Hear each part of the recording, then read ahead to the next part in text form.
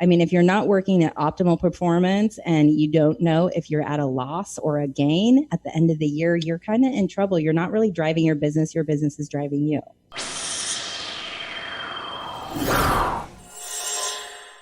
I know you know this better than anybody. You said money in the bank. Mm-hmm. And I think a lot of people in business get excited that they've got revenue coming in. Wow, look at all this revenue coming in. But at the end of the year, there's almost no profitability. There's almost no money in the bank. At the end of the day, what is one of the most important things in business is at the end of the year, did that money you brought in translate to cash in the bank? Is that fair? Right. Well, cash flow is really important. Like, you need to know your cash flow. That is one of the very important items that I go over in my course. Know your KPIs.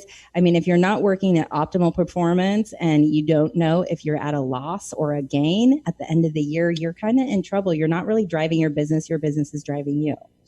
Yeah, I mean, I'm sure you've seen people that are revenue rich but poor at the end of the year. Oh, yeah. I mean, and it's all about organization, cash flow, and dialing into those key metrics. And it really seems like, oh, that sounds easy. You know, oh, I have a financial GPS on my phone. Now I feel like I have a target. I have a goal. Yeah. I know what I'm looking for. But people get so like overwhelmed with the day-to-day like processes and procedures and being like knee deep or neck deep in the processes of the business, that it's really hard for them to sit down and really analyze it and make sure that their business is profitable. So it happens all the time. I have clients that just use their bank balance as a way to tell if they're making enough money or not. Yeah. Like, oh, do we have enough money for payroll? Okay, we're doing good. You know, it's like, that's not really making it.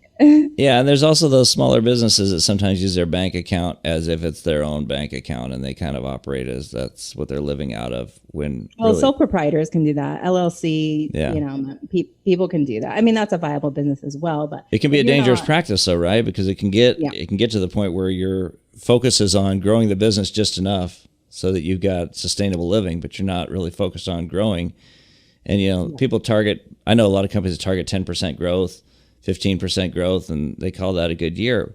But in this day and age, some businesses, some industries, 10% growth time over time can put you out of business. Is that right? Yeah, with inflation and the cost of living and everything, it's like you really need to have a 10x like plan. Like, how big are you thinking? You know, a lot of people kind of put themselves in a box and limit their beliefs and their goals because that's just they didn't really attain that higher level of vision for themselves. So they just continue to set the bar low.